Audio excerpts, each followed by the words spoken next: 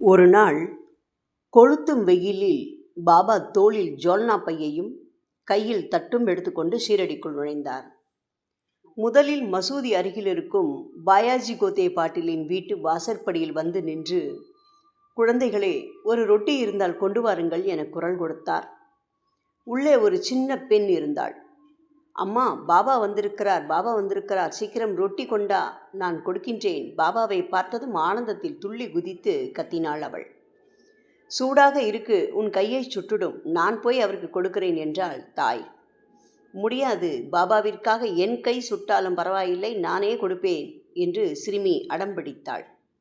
சரியான அடங்காப்பிடாரி, இந்தா ரொட்டி நல்ல சூடு, பார்த்து கவனம். சிறுமியின் கையில் ரொட்டியை வைத்தாள். சிறுமி அதை 2 கைகளிலும் மாற்றி மாற்றி சூட்டுடன் எடுத்துக்கொண்டு ஓடி வந்து சாயியின் ஜோல்னா பையில் போட்டாள். ஒன்றுதானே? ஆமாம். பின் ஏன் 2 வைத்தாய்?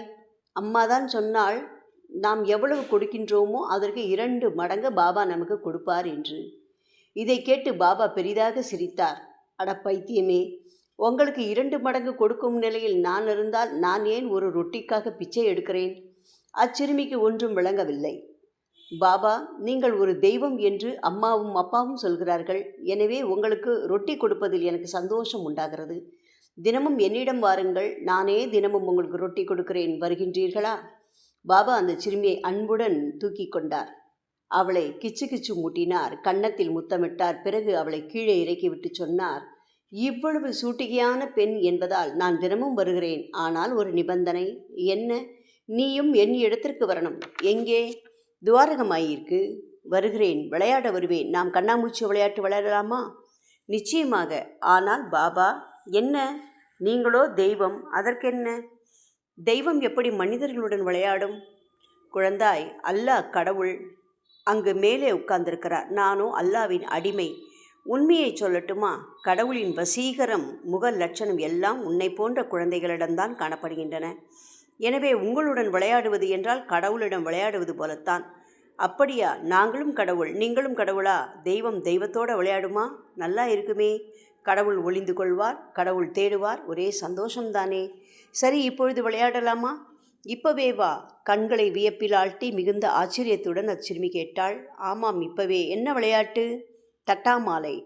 அம்மாடி, வெக்கத்துடன் முகத்தில் கை வைத்துக்கொண்டு, இது பெண்களின் விளையாட்டு அல்லவா என வினவினாள். அதனால் என்ன? நான் விளையாடுகிறேன். நிஜமாகவே விளையாடலாம். சரி, இப்படி வா. பாபா தட்டை அருகில் வைத்தார். ஜோல்னா பையையும் கீழே வைத்தார். பிறகு இருவரும் வலது இடது கையை ஒருத்தருக்கொருத்தர் பிடித்து கொண்டு தட்டாமாலை சுற்றலானார்கள். சிறிது சிறிதாக வேகத்தை கூட்டினார்கள். இதை கண்டு இன்னும் சில குழந்தைகள் அங்கே கூடினார்கள். பெரியவர்களும் சேர்ந்து இந்த விளையாட்டை பார்த்து மகிழ்ந்தார்கள். பாபாவே குழந்தைகளுடன் சேர்ந்து குழந்தையாகி விளையாடினார். மற்ற குழந்தைகளும் ஜோடி சேர்ந்து விளையாடினார்கள். சந்து பொந்துகளிலிருந்து வயதான மூதாட்டிகள், பெண்கள் வந்து வேடிக்கை பார்த்ததோடு நிற்காமல் அவர்களும் ஜோடி சேர்ந்து தட்டாமாலை விளையாடினார்கள். முதலில் இதை பாபா தான் ஆரம்பி வைத்தார். அனைவருக்கும் சந்தோஷம், சொல்ல முடியாத உற்சாகம். அனைவரும் மனம் திறந்து சுத்தமான எண்ணங்களுடன் ஆடி பாடினார்கள். வாராவாரம் ஷீரடிவாசிகள் மத்தியில் பாபாவே விளையாட்டில் கலந்து கொண்டு அவர்களை உற்சாகப்படுத்தியதால் அவர்கள் மகிழ்ச்சியாக இருந்தார்கள். ஓம் சாய்ராம்.